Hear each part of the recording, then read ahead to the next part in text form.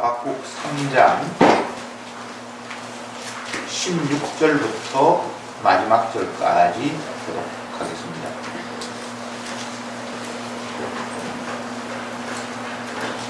16절에 내가 들었으므로 내 창자가 흔들렸고 그 목소리를 인하여 내 입술이 떨렸도다. 무리가 우리를 치러 올라오는 환난 날에 내가 기다림으로 내 뼈에 썩이는 것이 들어왔으며 내 몸은 내 처소에서 떨리는도다. 비록 나무가 썩지 못하며 포도나무에 열매가 없으며 감람나무에 숲이 없으며 밭에 식물이 없으며 우리의 양이 없으며 양간에 소가 없을지라도 나는 여호와를 인하여 즐거워하며 나의 구원의 하나님을 인하여 기뻐하리로다. 주 여호와여 나의 힘이시라. 나의 발을 사수와 함께하사 나로 나의 높은 곳에 다니게 하시리로다. 이 노래는 영광을 위하여 내 죽음을 만든 것이니라. 아멘. 하박국 마지막 부분에 이르렀습니다. 선지자 하박국은 하나님 앞에 질문을 할 수밖에 없었던 것이, 자기가 생각하는 하나님은 이스라엘 백성들을 향해서 한없이 사랑을 베풀고 또 율법을 어겼을 때에는 그에 상응하는 심판을 내리시는 것이 합당한 분이었습니다. 그리고 바르게 살아가고 성실히 살아가는 사람은 복을 받아서 부유하게 되고, 악하고 교만한 사람은 벌을 받아서 가난하고 병들고 힘들게 살아야 하는 것이 하박국이 이해한 하나님이었습니다. 그런데 정작 이스라엘의 환경을 둘러보니 교만하고 완악해서 하나님의 법을 마음대로 어기는 자들이 부유하게 잘 살고, 반대로 말씀대로 살아가려고 하는 사람들은 가난하고 고생하고 억눌리고. 그런데 그 삶이 잠깐 그렇게 되면 혼자도 이해를 할 텐데 쭉 지속되는 그런 상황이 계속된단 말이죠. 그러니까 더 이상 하박국은 인내할 수 없었습니다. 그래서 하나님 앞에 외쳤죠. 하나님이 살아계신다면 이스라엘 가운데서 이렇게 율법이 제대로 시행되지 않는 것을 왜 가만히 보고만 계십니까? 하나님이 뭐라고 답하셨습니까? 걱정하지 마라. 내가 바벨론을 준비해서 이스라엘 백성들을 심판할 것이다. 그 말씀 역시 이해가 안 되죠. 아무리 이스라엘이 악해도 바벨론을 들어서 벌을 한다는 것은 있을 수 없는 일 아닙니까?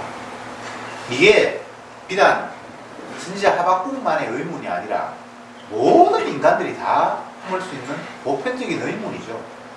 그럴 때 주님께서 답을 주십니다. 너희는 믿음으로 말미암아 산다. 그리고 바벨론도 내가 심판할 거야. 그게 하박국과 하나님이 주고받은 대화입니다. 그 답을 듣고 3장에서 하박국 선지자는 감사의 기도를 드리죠. 지난 주간의 앞부분의 내용을 했고, 오늘은 이제 마지막 부분입니다. 지난주에도 똑같은 패턴의 기도가 진행되었습니다. 내가 주님의 그 응답, 소문을 듣고 깜짝 놀랐습니다. 야, 하나님이 내가 생각했던 그런 분이 아니었군요. 라는 이런 반응을 보였습니다. 오늘 말씀에도 똑같은 패턴이 반복됩니다. 16절에 내가 들었으므로 내 창자가 흔들렸고 그 목소리로 인하여 내 입술이 떨렸도다. 무리가 우리를 치러 올라오는 환난 날에 내가 기다림으로 내 뼈에 썩이는 것이 들어왔으며 내 몸은 내 처소에서 떨리는도다. 하나님의 그 응답을 듣고 창자가 흔들렸고 입술이 떨렸고 뼈가 썩은 꺾어지는 것 같았고 몸이 부들부들 떨렸습니다 라고 이야기를 합니다. 그러니까 3장 앞부분에 지난주에 했는 말씀들 잠깐 복습을 하면 똑같이 이야기했습니다. 내가 주의 소문을 듣고 심히 놀랐나이다. 왜 놀라죠? 이스라엘 백성들 율법 제대로 안 지킨다고 바벨론을 들어서 심판하겠다고 하니까 그 말을 이제는 이해는 했는데 뭐 하나님께서 심판하시는 분이니까 심판하시고 또 바벨론도 하나님께서 벌하신다고 했으니까 그 말은 충분히 납득하고 이해는 했는데 그렇지만 이스라엘 백성 중에 한 사람으로서 바벨론이 침략해서 이스라엘을 심판한다고 하니까 그 소문에 듣고 두려워하고 떨리지 않을 수 없잖아요. 지난주에는 놀랐다. 하나님의 그 소문을 듣고 내가 심히 놀랐습니다. 라고 한 후에 뭐라고 기도를 하는가 하면 하나님이여 심판 중에라도 긍휼을 잊지 마옵소서 이렇게 기도합니다. 하나님이 이스라엘 심판하시는 거 율법 안 지켰으니까 합당합니다. 그리고 바벨론도 하나님께 심판하신다고 하셨으니까 그건 하나님 뜻대로 다 시행되는 건 맞네요. 그렇지만 이스라엘을 심판할 때에 주님의 그 긍휼 또한 베풀어 주시옵소서라고 기도를 했죠. 하나님은 사랑의 하나님이 이전에 심판의 하나님입니다. 구약의 이스라엘이 하나님으로 말미암아 심판받아서 다 뿔뿔이 이스라엘로부터 흩어졌고 성전마저 불타 소멸된 것이 구약 마지막의 모습입니다. 그러면 이스라엘만 멸망하는가? 아니죠. 바벨론 역시 하나님께서 멸망시키겠다라고 약속하신 분, 이분이 여호와 하나님입니다. 그래서 여호와 하나님은 사랑의 하나님이라고 말하기 이전에 진노의 하나님. 그런데 오늘 말씀을 보면 하나님께서 율법 안 지킨다고 이스라엘을 강하게 심판하시는데 그래서 그 소문을 듣고 내가 부들부들 떨리고 겁에 질렸습니다. 그러나 이 부분이 이제 중요합니다. 비록 무화과 나무가 무성치 못하면 포도나무가 열매가 없으면 감람나무에 소출이 없으면 밭에 식물이 없으면 우리의 양이 없으면 외양간에 소가 없을지라도 나는 여호와 하나님을 인하여 즐거워하며 나의 구원의 하나님을 인하여 기뻐하리로다. 앞부분의 상황은 말씀 안 지키는 이스라엘을 향해서 하나님께서 무섭게 바벨론을 향해서 심판하시겠다고 말씀하셔서 그 말 들으니까 내가 너무너무 두렵고 떨려서 내 뼈가 썩는 것 같은 그런 고통이 내게 찾아왔습니다. 그러나 하나님은 구원의 하나님입니다. 또 자기 피를 통해서 자기 피를 흘리심으로 말미암아 우리를 용서하신 그 하나님이니까 내가 아무리 두드려 맞고 해초리를 통해서 고통을 받는다 할지라도 나는 주님 앞에 감사할 수밖에 없습니다. 라는 고백을 하는 겁니다. 요게 제대로 된 하나님을 이해하고 그에 대해서 반응하는 성도의 모습이에요. 고통 없고 두려움 없고 하나님은 좋은 분이야, 사랑의 하나님이야, 용서의 하나님이야, 감사합시다, 찬양합시다 이렇게 된 것은 제대로 하나님을 알지 못하는 자이고 바꿔 이야기하면 그는 신자라고 볼 수 없습니다. 오늘날 많은 사람들이 특히나 기독교인이라고 신앙생활 잘한다고 남들이 볼 때 믿음 좋다고 하는 사람들 가운데 그들의 입에서 나오는 고백을 보면 하박국과 같은 이런 순수의 고백이 아니라 두렵고 떨립니다. 내 뼈가 썩는 것 같은 그런 고통이 있습니다. 나는 주님의 말씀을 듣고 깜짝 놀랐습니다라는 이런 고백은 건너뛴 채 주님은 사랑이 많으셔 나의 죄를 다 용서하셨어 나의 부족함을 다 채워주시는 분이야. 그러니까 나는 그 하나님 앞에 감사할 거야 라고 이야기하는 그 간증, 그 고백, 그거 성령으로 말미암아 주어진 고백이 아닙니다. 그리고 그렇게 자기에게 다가오신 그 하나님은 천지 만물을 지으시고 예수 그리스도를 땅에 보내신 참 하나님이 아닙니다. 지 머릿속으로 지어낸 하나님일 뿐이겠죠. 왜 성경이 하나님을 이런 식으로 바울은 이 하박국은 왜 이런 식으로 하나님을 설명하고 있습니까? 하박국이 1장 2장에서 하나님에 대한 개념이 전혀 없었던 건 아니에요.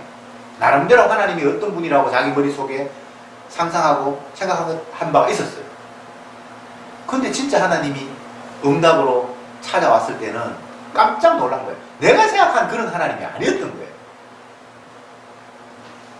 성도에게는 이런 고백이 있어야 합니다. 이런 경험이 있어야 합니다. 나 하나님 이런 분이라고 생각을 했는데 정작 나에게 찾아오셔서 응답하신 그 하나님은 내가 생각했던 그런 분이 전혀 아니었다라는 점에서 깜짝 놀라야 합니다. 무서운 분이에요. 두려운 분이에요. 선지자에게는 두려움이 안 되는 그런 하나님이 아니에요. 선지자마저도 그 말씀을 듣고 깜짝 놀라는, 뼈가 썩는 것 같다, 내가 온몸이 벌벌벌 떨렸다라는 이런 고백이 성도에게 있어야 합니다.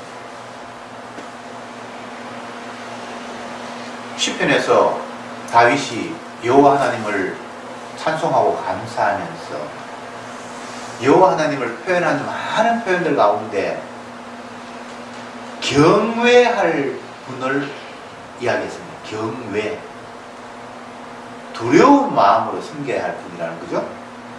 근데 하나님이 사랑의 하나님이니까 좋게 달려가서 뭐 껴안고 이런 하나님이기 이전에 두렵고 떨리는 그런 하나님이라고 표현했고, 그래서 두려운 마음으로 섬겨야 한다 라고 표현을 했단 말이죠.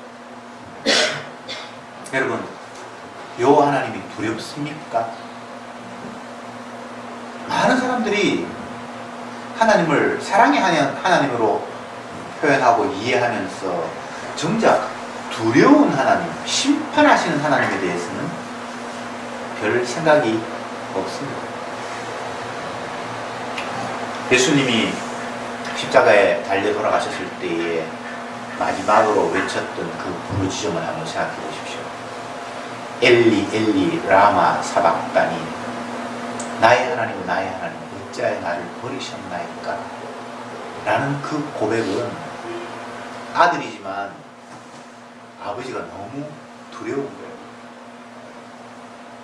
아버지와 아들은 하나일 수밖에 없는데 죄라는 것 때문에 사랑하시는 아버지가 독생자를 외면하고 버리는 그 상황, 그것을 예수님은 나의 하나님 나의 하나님 어찌하여 나를 버리십니까? 라고 했던 겁니다. 여러분, 아무리 사랑하는 아들이지만 죄가 있기에, 물론 예수님은 죄가 없었습니다. 백성의 죄를 담당을 하셨으니까 그 담당된 그 죄가 너무나 더럽고 끔찍하기 때문에 하나님은 그걸 용납하실 수 없어서 아들마저 버리는 그 상황이 십자가 사건입니다. 왜 십자가를 자꾸 생략합니까? 십자가가 없으면 하나님을 알지 못하고 예수님을 알지 못하고 구원이 성립되지 않는데 왜 자꾸 십자가를, 죄에 대해서 심판하시는 그분을 자꾸 잊어버리냔 말이죠. 그게 마귀의 전략이에요. 우리는 날마다 심판받아 합당한 존재입니다. 죄의 싹은 사망이라. 죄를 범했기에 당연히 그 죄에 대해서 심판을 받아야 하는 것이 저와 여러분들의 운명입니다. 이게 전제되지 않으면 구원이라는 말이 거짓말입니다. 왜 성경은 처음부터 끝까지 인간을 죄인으로 규정합니까? 이스라엘 향해서 하나님께서 외쳤던 외침, 에레미야가 또 이사야가 외쳤던 외침을 보세요. 소도 임자를 알고 나귀도 주인을 아는데 너희들은 나를 모른다 라고 말씀하셨습니다. 개도 주인을 알아요. 뭐 물론 소도 알고 나귀도 알고. 근데 정작 사람이라고 하는 하나님의 사랑을 받았다고 하는 이스라엘이 하나님을 모른대요. 얼마나 끔찍한 상황입니까?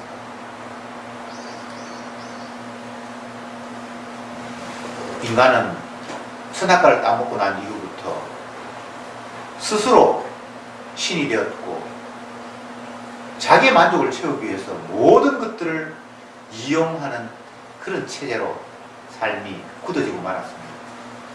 어떤 인간도 예외가 아닙니다. 특별히 권력을 사모하고 욕심이 많아서 높은 지위를 차지하는 것 같은 독특한 사람이 있다라고 생각하지만 성경을 보면 그렇지 않고 모든 인간이 다 스스로 왕이 되려고 하는, 또 된 것처럼 착각하는, 그래서 왕이 되어서 많은 사람들에게 명령하고 세상에 돌아가는 모든 환경들이 자기가 원하는 쪽으로 만들어져야만 그게 옳다고 흡족해하는 그런 존재로 변하고 말았습니다.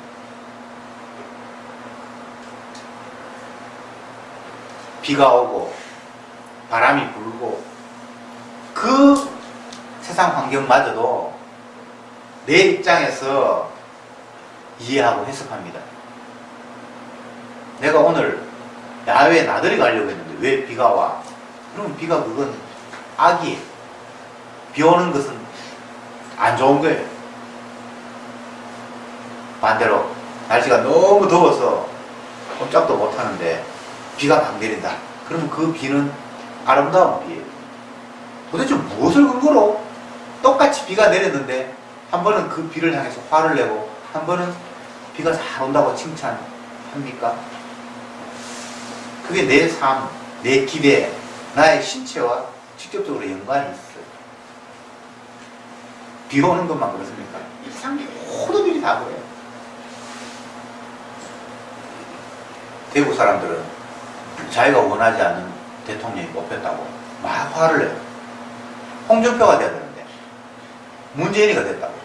앞으로 나라 5년 동안 이제 완전히 빨갱이가 되겠다고. 왜 그런지 저도 대구 사람인데 이해가 안 돼요. 그러나 나름대로 뭔가 있을 거예요. 자기 몸 중심으로.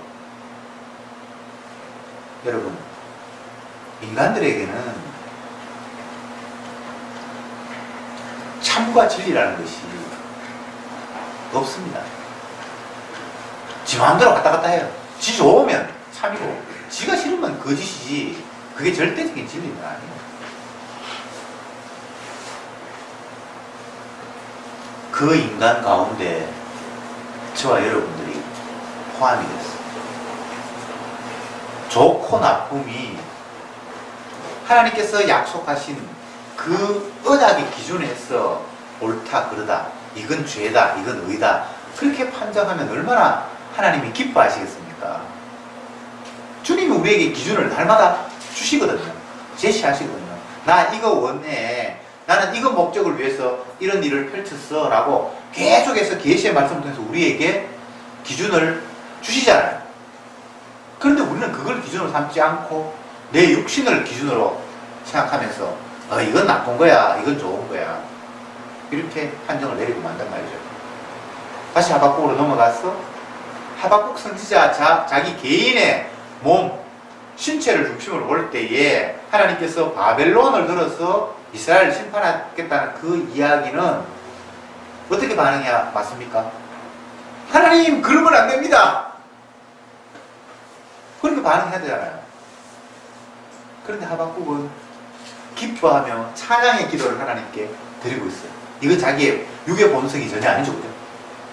그러면 왜 이스라엘을 심판하시겠다는 그 하나님의 약속, 그리고 이스라엘 백성 된 그 하박국이 내가 멸망받는다, 다른 나라 사람들이 쳐들어와서 나를 공격해서 뭐 내 가족이 어떻게 될지 내가 어떻게 될지 그거에 대해서는 정말 불투명한 그런 상황인데 왜 그 말씀을 하시는 하나님 앞에 찬송을 해야 되고 감사를 해야 됩니까? 그건 어디에 근거한 겁니까? 언약에 근거해서. 언약에서는 말씀을 어기면 심판한다고 되어 있는데 그 말씀대로 되니까 그건 찬양할 수밖에 없는 거예요. 정말 자기 몸이 해피해서 찬양하는 거 아닙니다.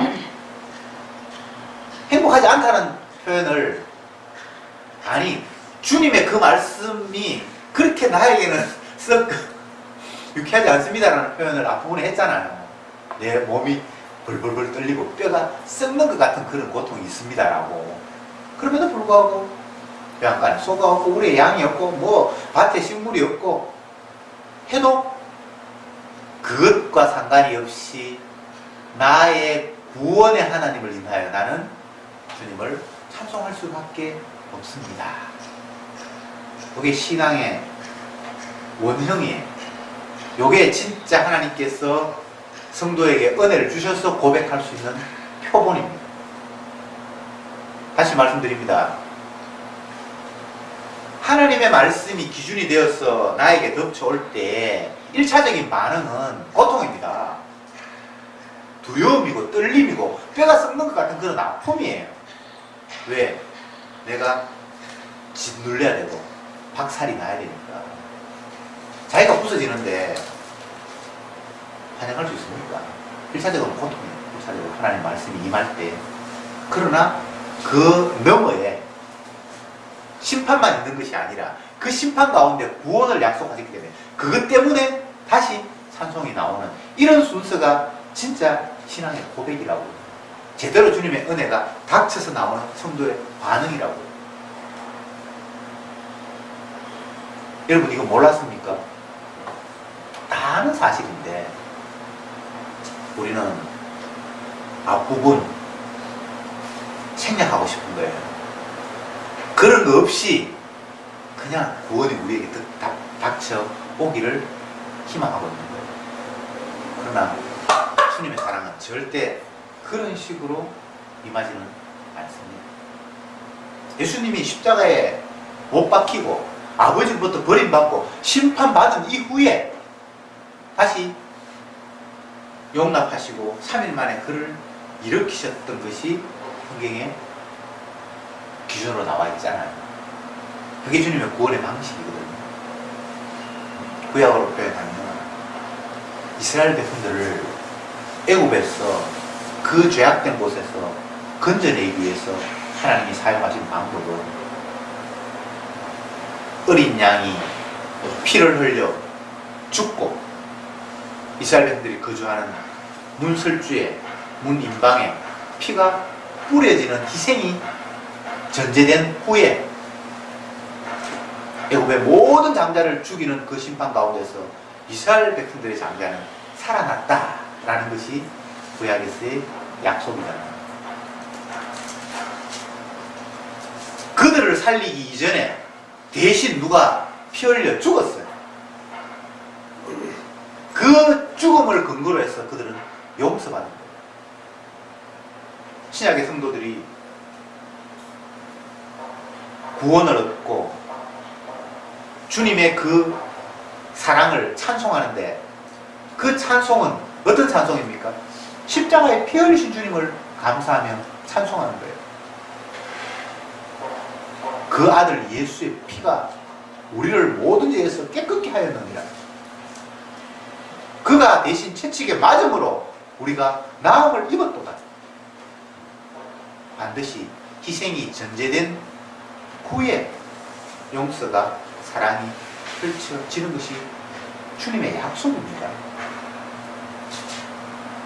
그런데 마귀는 그 약속을 어그러뜨리기 위해서 예수님의 그 십자가의 의미를 희석시키기 위해서 복음의 광채를 가리기 위해서 앞부분 누군가 대신 희생해야 하고 피 흘려야 하고 심판받아야 되고 저주받아야 되는 이 상황을 인간들이 싫어하는 걸 알고 자꾸만 생략하기를 원하는 거예요. 결론만 예수님이 네 용서했다, 너 이제 천국 간다, 너 이제 복 받았다, 이 소리만 듣기를 원하면서 십자가를 가려요. 그게 거짓 복음이에요. 다른 예수예요. 다른 영이에요. 그걸 전하는 것을 다른 교회라고 고린도후서에서 이야기하고 있어요. 교회면 다 교회지. 왜 저들끼리 편 나누고 싸우냐? 편 나누고 싸우려고 하는 것이 아니라 복음이 아닌데 자꾸 복음이라고 하니까 그걸 복음이 아니라고 해야 할 책임이 성도에게 주어진 거예요. 하박국은 처음부터 자기 자신이 제대로 하나님을 알아서 바른 고백을 하는 그런 형식으로 기록되어 있지 않습니다. 앞부분에 그의 질문, 의문은 우리가 다 가진, 바꿔 이야기하면 내 식으로 하나님을 이해하면서 하나님 앞에 나아갔던 그런 모습을 고스란히 담고 기록하고 있습니다. 이게 얼마나 큰 위로가 되는지 몰라요. 아, 선지자도 이러했구나. 선지자도 하나님을 제대로 몰랐구나.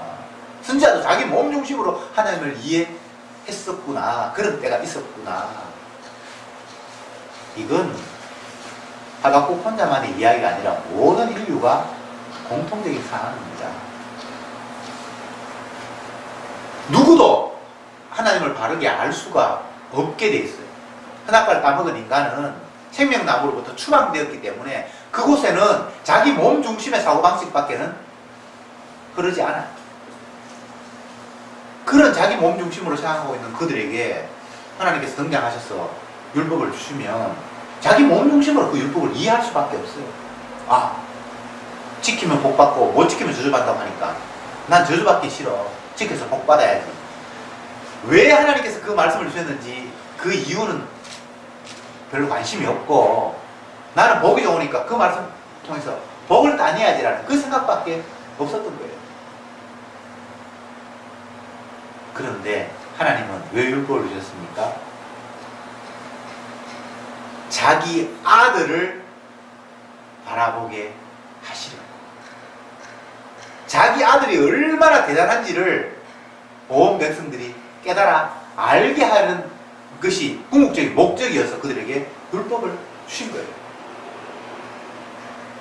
하나님이 왜 세상을 만드셨습니까? 왜 피조물을 만들었습니까? 피조물 가운데 왜 인간을 만들었습니까? 인간을 만들고 이스라엘을 택하고 그들에게 율법을 주고 심판하고 왜 이런 일들이 펼쳐져야 합니까? 골로새서에서 기록하고 있죠. 그 이유를. 빌립보서입니까?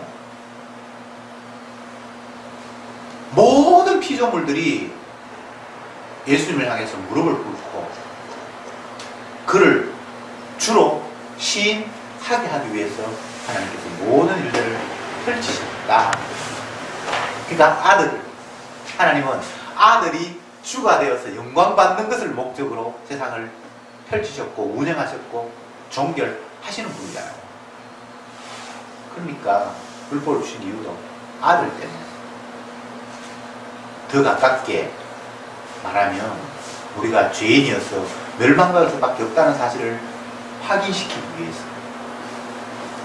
그런데 아들 중심이 되지 않으면 내가 죄인이라서 멸망받는다는 쪽으로 답이 흘러가는 것이 아니라 잘 지키면 내가 복받을 수 있겠구나 라는 식으로 흘러가버리잖아요. 그렇게 되면 아들이 들어갈 틈이 없어요. 그게 마귀의 전략이에요. 하박국이 왜 선지자임에도 불구하고 죄인된 모습으로 엉뚱한 질문을 할 수밖에 없었는가? 그게 보편적인 인간의 모습이기 때문입니다. 왜 예수님의 제자들이 수많은 경험을 하고 능력을 부여받고 주님의 사랑을 힘입었음에도 불구하고 마지막 예수님 십자가 돌아가실 그 무렵에 예수님을 모른다고 부인하면 떠나갈 수밖에 없었는가? 지식이 모자랐습니까? 경험이 부족했습니까? 아니잖아요. 무리로 걸었던 베드로, 보리떡 5개로 5,000명을 먹이는 그 현장에서 떡을 나누고 고기를 나누었던 그 제자들, 그 외에 수많은 경험들을 했잖아요. 귀신을 쫓아내고 뭐 안전매가 일어나고 모든 경험들을 전도를 통해서 경험을 했는데 그럼에도 불구하고 예수님을 메시아로 인정하지 못하고 모른다고 부인하고 떠나갈 수밖에 없었던 그 상황을 왜 성경에 기록하고 있습니까? 그게 모든 인간들의 죄악된 모습이라는 거예요. 그게 우리의 한계예요. 봤다고 경험했다고 경험신앙 베드로와 12제자들이 경험신앙이 없었습니까? 경험으로 되는 게 아니에요. 그들이 지식이 없었습니까? 지식으로 되는 거 아니에요. 힘으로도 되지 아니하고 능으로 되지 아니하고 오직 나의 신으로 되느니라. 하나님의 신이 임해야지 주의 영이 그를 사로잡아야만 될 수 있는 일이에요. 제발 안 된다는 사실, 내 힘으로는 불가능하다는 사실을 인정하면서 살아갑시다. 자꾸 마귀는 주의 영으로 십자가의 능력으로만 되는 일을 내가 하면 되는 것처럼 유혹하고 있어요. 조금만 더 열심히 해보자. 조금만 더 노력해보자. 노력해서 될 것 같으면 주님이 대신 피 흘릴 이유가 없습니다. 하나님이 자기 아들을 희생시킬 이유가 없어요. 내가 노력해서 열심을 해서 경험하고 지식 공부하고 배우고 익혀서 할 수 있는 일 같으면 하나님이 굳이 아들을 죽였겠습니까? 아들을 죽였다는 것은 가장 소중한 것들을 희생시켰다라는 이야기잖아요.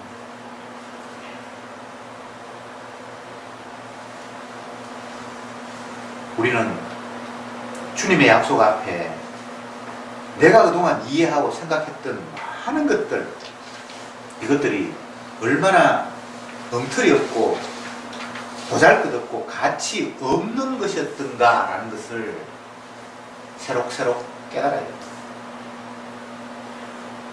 하박국 선지자가 율법 어긴 이스라엘을 향해서 하나님께서 무섭게 심판하신다는 그 소문을 듣고, 율법 어겼으니까 심판받는 건 하나님의 뜻이잖아요. 거기에는 더 이상 항변할 수 없잖아요. 그 이야기 듣고 맞네요, 정말 주님은 율법대로 시행하시는 분 맞네요 라고 말은 하는데 인정은 할 수밖에 없는데 그게 틀린 게 아니니까. 그럼에도 불구하고 한편으로는 이게 너무나 두렵고 떨리고 막 썩는 것 같은 그런 고통이 다가오는 이 상황, 이거 어쩔 수 없는 거예요. 심판받는데 바벨론이 쳐들어오는데 선지자는 아무 문제 없으면 얼마나 좋겠습니까? 무화과 나무가 무성치 못하고 포도나무에 열매가 없고 감람나무에 소출이 없고 밭에 식물이 없고, 이 상황은 바벨론이 침략해서 이스라엘을 공격하는 상황을 전제하는 겁니다. 전쟁이 일어나가지고 총칼로 사람들을 죽이는 그 상황에서 밭에 무슨 소출이 있겠어요? 뭐 열매가 있겠어요? 외양간이면 소금 먹으면 다 도망가고 죽고 했을 텐데. 그런 그악한 환경, 내 육신적으로는 도저히 수용할 수 없는 그런 극한이 온다 할지라도 나는 여호와를 인하여 즐거워하며 나의 구원의 하나님을 인하여 찬송할 수밖에 없습니다. 여러분, 신앙생활을 억지로 애써서 하는 게 안 돼요. 그냥 닥치는 거예요. 닥치는 거예요. 어떤 분은 30년 살고, 어떤 분은 50년 살고, 60년, 70년 살고 살아왔는데, 삶이라는 건 내가 사는 게 아니라 그냥 닥쳐와서 그렇게 흘러온 거예요. A라는 분이 B를 보면서 아이고, 저 인생 저거 왜 저렇게 사노? 그렇게 조롱하고 비하할 수 있죠. 그러나 뒤집어 생각하면 누구도 자기 삶을 살아낼 수 있는 사람은 없습니다. 그냥 끌려가는 게, 환경이 닥치는데 내가 어쩔 수 있습니까? 쓰나미가 몰려오는데 거기에서 뭐 내가 수영장 가서 1년 수영 배웠다는 게 의미가 있습니까? 파도가 어마어마하게 몰려오는데 내 수영 실력은 하늘에 도움이 안 돼요. 파도가 안 치고 바람이 안 불고 산산할 때는 내 수영 실력이 먹혀 들어가요. 그러나 태풍이 몰아오면 그 사람 배도 뒤집어지는데 내 수영 실력이 그게 무엇이 도움이 되겠습니까? 선지자는 극한 경험을 한 거예요. 이건 내 힘으로 어떻게 통제하거나 할 수 있는 그런 것이 아닌 것들이 덮쳐오는 경험을 한 거예요. 그러니까 더 이상 세상에서 어떤 조건이라는 것들을 내세울 수가 없는 거예요. 주님이 율법을 어겼다고 약속대로 심판을 하시는데 그 심판에서 살아남을 수 있는 자가 있습니까? 금과 은이 주님의 심판으로부터 피할 수 있는 요소가 됩니까? 산과 바위 뒤에 숨으면 하나님 심판 피할 수 있습니까? 어떤 방법도 없어요. 그래서 바울은 세상의 모든 것들을 배설물이다 라고 이야기합니다. 주님의 진노 앞에 세상에 내가 그동안 귀하게 생각했던 그 많은 것들이 무용지물이라는 거예요. 전도서에서는 헛되고 헛되다고 이야기합니다. 하나님의 율법, 죄인을 향해서 심판하시겠다는 주님의 그 규칙 앞에 내가 세상에서 귀하다고 생각하면서 끌고 모았던 부, 명예, 권력, 오늘날 세상 사람들도 좋아하는 그 많은 것들, 그게 주님의 심판 앞에 무용지물이에요.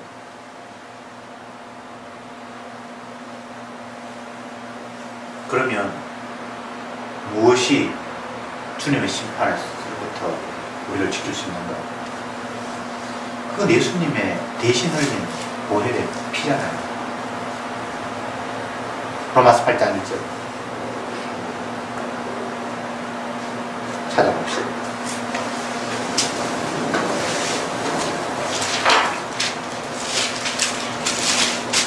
같이 읽읍시다. 8장 1절 시작. 그러므로 이제 그리스도 예수 안에 있는 자에게는 결코 정죄함이 없나니. 2절은 제가 읽겠습니다. 이는 그리스도 예수 안에 있는 생명의 성령의 부디 죄와 사망의 벌써 너를 해방하였느니라. 그리스도 예수 안에 있으면 심판이 해당 사항이 없어요. 이게 유일한 성도의 희망이에요. 죄와 사망의 법에서 이미 다 해방시켜버렸습니다. 바꾸고 이야기하면 보혈의 피가 우리를 이미 깨끗게 했어요. 그분이 대신 저주를 받음으로 말미암아 우리가 받을 저주를 없게 만들어버렸어요. 이 조건만이 하나님의 약속, 율법 앞에 살아남는 유일한 조건입니다. 그래서 이것을 복음이라고 이야기합니다. 기쁜 소식이라고 이야기합니다. 주님의 약속, 율법을 어겼을 때는 그에 따라서 심판이 임한다라는 하나님의 기준, 그 기준 앞에 살아남을 수 있는 유일한 것은 예수님의 십자가뿐이잖아요. 그래서 그게 복음이에요. 그게 기쁜 소식이지 나머지는 기쁜 소식이 안 돼요. 죄인을 심판하시겠다는 주님 앞에 나 재산 많아요. 나 배운 거 많아서 똑똑해요. 아니면 나는 벙커를 만들어서 지하 5,000m 밑으로 숨을 거야. 그게 심판을 피할 수 있는 방법이 못 되잖아요.